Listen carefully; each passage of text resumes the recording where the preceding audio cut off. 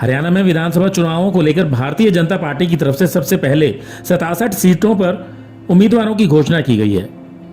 Bharatiya Janata party की पहली सूची आने के बाद से ही पूरे हरियाणा के अंदर राजनीतिक उठापटक चल रही है। हिसार विधानसभा क्षेत्र भी उससे अछूता नहीं है। हिसार विधानसभा क्षेत्र में बड़ा राजनीतिक घटनाक्रम उस समय हुआ जब पूर्व मंत्री सावित्री जिंदल की तरफ से चुनाव लड़ने की घोषणा की गई।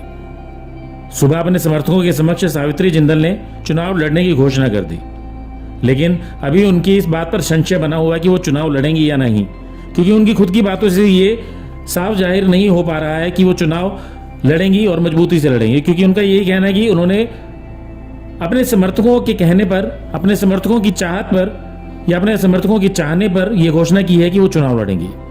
पत्रकारों से बातचीत करते हुए सावित्री जिंदल ने यह कहा कि वो अपने समर्थकों के साथ बैठक में इसलिए आई थी कि वो उन्हें कहना चाहते थे कि डॉक्टर कमल गुप्ता को टिकट भारतीय जनता पार्टी की तरफ से दे दी गई है और सभी समर्थकों को उनका समर्थन करना है और उन्हें जिताना है। लेकिन जब वो यहाँ पहुंची तो यहाँ का माहौल कुछ और ही था और उनके समर्थक चाह रहे थे कि वो चुनाव लड़े, इसलिए उन्होंने चुनाव लड़ने की घोषणा कर दी है।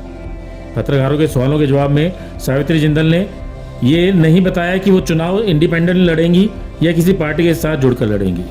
भारतीय जनता पार्टी छोड़ने के सवाल पर उन्होंने एक तरफ तो ये कहा कि उन्होंने भारतीय जनता पार्टी आधिकारिक रूप से, लिखित रूप से ज्वाइन नहीं की, दूसरी तरफ ये भी कहा कि कांग्रेस पार्टी को उन्होंने लिखित में कोई इस्तीफा नहीं दिया या कांग्रेस पार्टी छोड़ने की घोषणा उन्होंने कभी नहीं की। तो इस तरीके की बातें जो है सावित्री जिंदल की तरफ से आ रही हैं, तो ऐसे में अभी आगे देखना होगा कि सावित्री जिंदल आगे चुनाव लड़ती हैं या नहीं लड़ती हैं। वो अपनी बात के ऊपर कायम रहती हैं या भारतीय जनता पार्टी के दबाव में जो प्रत्याशी डॉक्टर कमल गुप्ता हैं उनका ही समर्थन करती हैं। लेकिन उनके समर्थक सीधे तौर पर ये चाह रहे हैं कि सावित्री जिंदल चुनाव लड़ें और डॉक्टर कमल गुप्ता को हराएं। मगर सावित्री जिंदल के सामने जो सिचुएशन अभी है, बड़ी ही पेशोपेश की स्थिति है, क्योंकि नवीन जिंदल उनके बेटे भारतीय जनता पार्टी के सांसद हैं जो कुरुक्षेत्र से जीतकर सांसद बने हैं। ऐसे में उनके लिए स्थिति काफ़ी सोच विचार कर आगे बढ़ने वाली है। उनके समर्थकों में डॉक्टर कमल गुप्ता को भारतीय जनता पार्टी द्वारा टिकट दिए जाने के बाद काफ़ी गुस्सा भी नजर आ रहा है। समर्थकों का साफ मानना है कि सावित्री जिंदल को चुनाव लड़ना चाहिए, लेकिन ये भविष्य तय करेगा कि सावित्री जिंदल चुनाव लड़ती हैं या नहीं।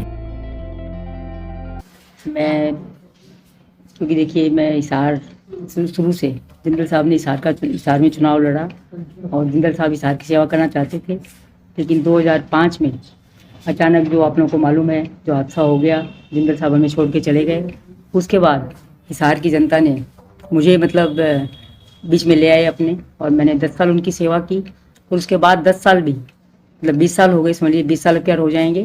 तो मैं लगातार इनके बीच में हूँ, इनकी सेवा करती रहती हूँ। मुझे बहुत अच्छा लगता है क्योंकि हिसार मेरा परिवार है, शुरू से हम लोग हिसार में ही रहे हैं। तो अभी भी मैं एक सेवा करने का मौका और चाहती हूँ, मुझे एक सेवा करने का मौका मिले जिससे कि मैं अपने लोगों की सेवा कर सकूँ। और ये वैसे भी मेरा लास्ट चुनाव है। इस समय मैं अपने जो मेरे अधूरे काम है, जो बाकी रह गए कुछ भी, वो सारे मैं पूरा करके और अपने हिसार की जनता के सारे काम कर देना चाहती हूँ। सब करके मुझे भी मैं भी छुट्टी लूँ और मेरी जनता जो है, मेरे बच्चे जो हैं, हिसार परिवार मेरा खुश हो जाए कि हाँ भाई उन्होंने आके हमारी सेवा की, हमारे काम किए। हम जिस पार्टी में अभी हाल ही में आए हैं उन्होंने अपनी टिकट अनाउंस की। अब आपका क्या फैसला है, क्योंकि आप चुनाव भी लास्ट चुनाव कह रहे हैं मेरा? देखिए, टिकट देने का फैसला जो होता है वो पार्टी का होता है और ऊपर से जिससे जो आज्ञा होती है वो उनको माननी पड़ती है। तो टिकट की कोई बात नहीं है, मुझे मेरी हिसार की जनता जैसे कहेगी मैं वैसे करने को तैयार हूँ। तो यानी कि आप चुनाव मैदान में उतरेंगे? चुनाव मैदान में उतरूँगी, लेकिन अभी कोई डिसाइड नहीं किया कि किस तरह से और कैसे। लेकिन चुनाव जरूर लड़ेंगे आप? जो हिसार मेरा परिवार है वो तो यही कह रहा है चुनाव लड़ना है, तो उनकी बात को तो मुझे मानना ही पड़ेगा, तो उनको मैं ना नहीं कर सकती। सारे आपने देखा ही होगा, सारे मेरे साथ रहते हैं बहुत, तो जब वो मुझे इतना मान देते हैं तो मुझे भी तो उनको मान देना चाहिए। तो मैं उनकी बात का मान रखते हुए और चुनाव जरूर लड़ूंगी। नवीन जी से कोई इस बारे में बातचीत हुई आपकी कि चुनाव लड़ने की? नहीं, ऐसी देखिए परिवार के बीच में घर में बात तो होती है, लेकिन ऐसी कोई बात नहीं हुई। सबको मालूम है कि मैं अगर एक बार हाँ कर लूँ तो मैं छोड़ती नहीं हूँ फिर। तो मैंने जब ये किया कि मेरे हिसार परिवार जो कहेगा मैं वही करूँगी। किसी पार्टी से लड़ेंगे या दलीय लड़ेंगे? अब इसके बारे में कोई फैसला नहीं। कांग्रेस से कोई ऑफर है? ऐसी कोई बात नहीं है, जैसी भी कुछ बात होगी वो सब आपके सामने आई जाएगी।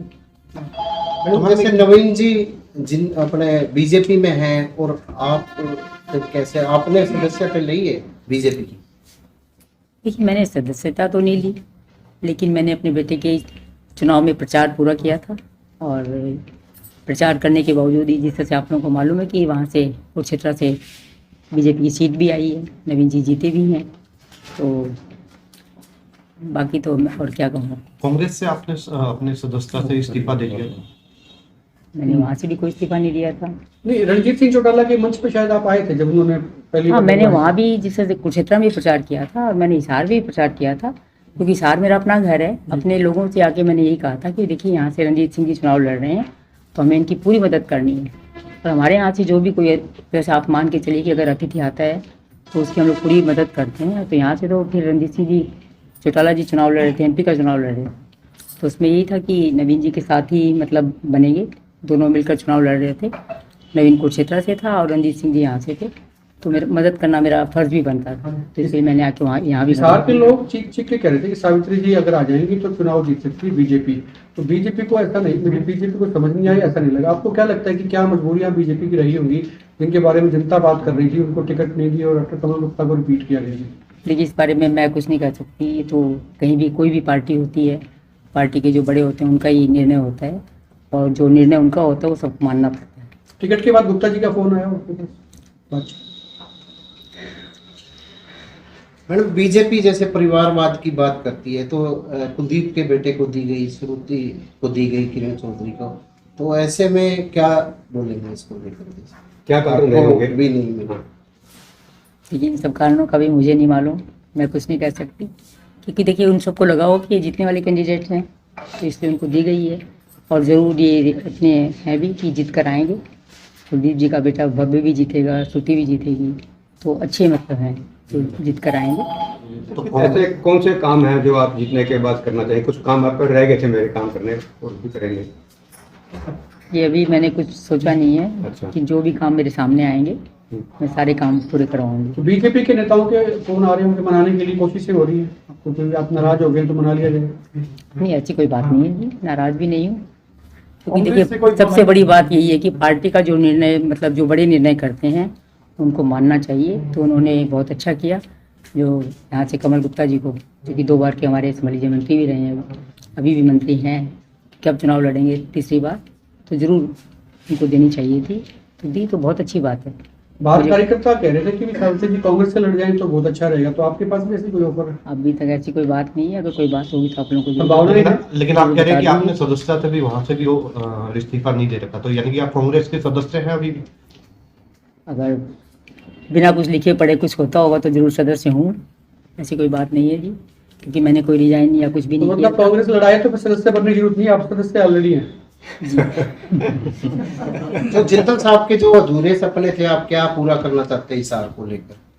देखिए जिंदल साहब चाहते थे कि हिसार के अंदर सभी लोग सुखी हों, सारे सबके काम हों और सब लोग खुश रहें, किसी को कोई तकलीफ़ ना हो। मैं भी कोशिश यही करती हूँ कि किसी को कोई तकलीफ़ ना हो। और जो भी काम, जैसे आजकल तो आपको मालूम है बेरोज़गारी सबसे बड़ा मुद्दा है, तो बेरोज़गारी के लिए नवीन वहाँ पर कुरुक्षेत्र में स्किल सेंटर खोल रहा है, जिससे कि बच्चे वहाँ पर सीखेंगे और सीखने के बाद जो भी काम सीखेंगे उनको नौकरियाँ भी मिलेंगी। तो क्या लगता है बीजेपी में कि यानी कि इनमें कोई काम, ये जो बेरोजगारी है या और अदर समस्याएं हैं, ये हिसार में दूर नहीं हुई? कि सबकी तो आप दूर कर भी नहीं सकते, कितनी भी कर लो सबकी दूर नहीं कर सकते। बहुत सारी दूर हुई है लेकिन बहुत बाकी भी हैं। 19 का चुनाव आपने बीच में छोड़ दिया, 14 में आप लड़ी थी, अब दोबारा से आए, तो बीच में गैप लेने का कोई काम कांग्रेस लड़ाना भी चाह रही थी आपको? बस उस समय नहीं, प्रेशर, कोई प्रेशर आप? नहीं कोई प्रेशर नहीं था जी, प्रेशर मेरे ऊपर कभी नहीं होता। मैं, मेरा जो मन करता है मैं वो करती हूँ। पिछली बार 2019 में सारा शहर कह रहा था कि दी जाती है, पिछली बार भी। उस समय आप लोगों को मालूम है कि पार्टी के लिए सब यही कह रहे थे कि अब की बार बीजेपी का था कि 70 बार, तो फिर मैंने सोचा शायद नहीं तो ज़्यादा अच्छा रहेगा कि घर में ही रहो। इस बार क्या लगता है कि बीजेपी कितने पार तक हो जाएगी? इसके बारे में आप लोगों को ज़्यादा मालूम होगा, मुझे नहीं मालूम, क्योंकि आप सबके बीच में रहते हैं, आप लोगों को ज़्यादा पता है, आप लोग ज़्यादा बताएंगे क्या। भाजपा से तरुण भी विरोध कर रहे हैं, वो आपसे, आपकी पार्टी के ही है जी, और आप भी अब निर्दलीय आने की तैयारी कर रहे हैं, इस तरह और भी विरोध करें, तो आपको क्या लगता है कि कमल गुप्ता पार पाएंगे, बीजेपी पार पाएगी?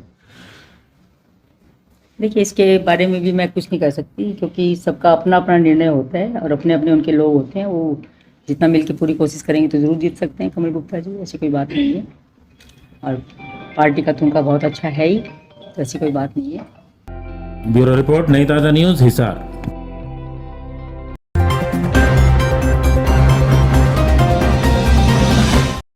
लेटेस्ट वीडियोस के लिए सब्सक्राइब करें हमारा चैनल नई ताज़ा न्यूज़ और दबाएं बेल आइकॉन ताकि आप मिस न करें कोई भी अपडेट।